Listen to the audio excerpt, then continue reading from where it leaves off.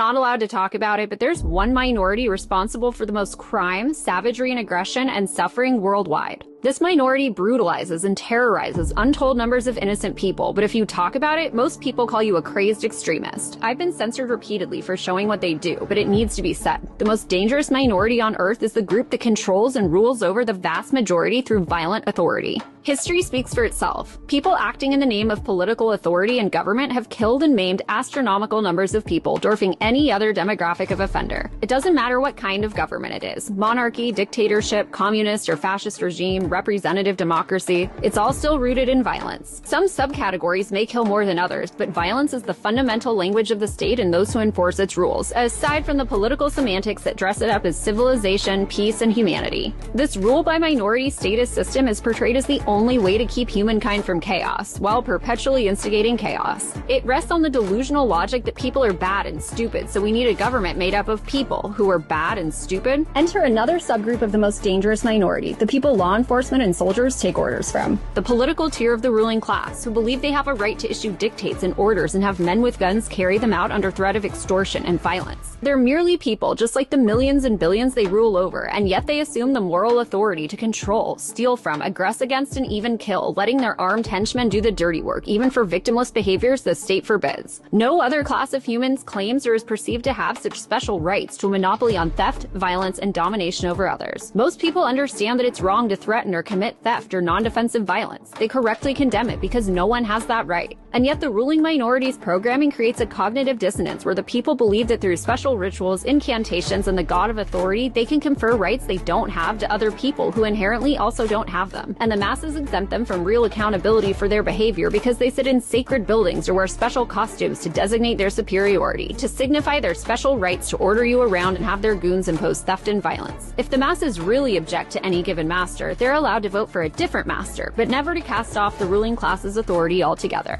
Combined with the order followers and enforcers, these perceived masters make up the most dangerous minority. But they're only so dangerous because the majority, the masses, can't see through the indoctrination. They've been convinced from childhood that they're literally the government, and they harbor the delusion that they partake in the pseudo-victories and real failures and atrocities of a handful of state agents. In America, many people believe we adopted the Constitution, we stormed the beaches of Normandy, we dropped the atomic bomb, we threw people in camps, we lost the Vietnam War, or we invaded Iraq. No we didn't. People acting in the name of government and authority did, funded by money stolen from the people they claim authority over. But the fact that so many people's brains perceive reality as though they took part in these things shows just how thorough the brainwashing is. And because people are conditioned to identify with said ruling class in the state, they're far less able to question it because it's a core part of their identity. Most people don't consciously want to be ruled over, but they must choose between that or ruling over others, and so they seek the illusion of power through government. They excuse injustice and authoritarianism so long as their perceived team is the one committing it. The people demonize each other while the ruling class keeps centralizing and strengthening their grip over them no matter what partisan biases they hold. Those acting in the name of authority are the most dangerous minority because the very nature of the system's control and power keeps people angry, terrified, reactive, and locked into subservience as they wait for the very entities causing the anger, terror, and reactivity to come to their rescue, sacrificing their liberties in the process. None of this is to say that everyone who works for government institutions is evil and violent. The postman, national park ranger, and firefighter surely are not. Even as many police officers and other violent enforcers abuse their power, some really did join the force because they wanted to help others. But that doesn't change the fact that their incomes are paid through extortion, and that's enabled by the exact same perception of authority that leads to so much abuse, exploitation, and brutality from others who seek power precisely because they revel in inflicting harm and controlling others. I'm often asked what my solution is. The first one would be to stop believing in this abusive racket and reclaim your own authority, not through violence but agency and responsibility to yourself and your communities and fellow humans. The belief that you need violent authoritarians to do it for you stunts your capacity to do it yourself. Without government, who would convince the masses that they can't lead themselves? People can quibble all they want about which subgroup is responsible for this dumpster fire of humanity, but there's one common denominator among the worst of the worst evils: the belief in and exertion of violent authority. And the only thing that allows them to keep wielding this barbaric authority is your belief in the lie that it's legitimate.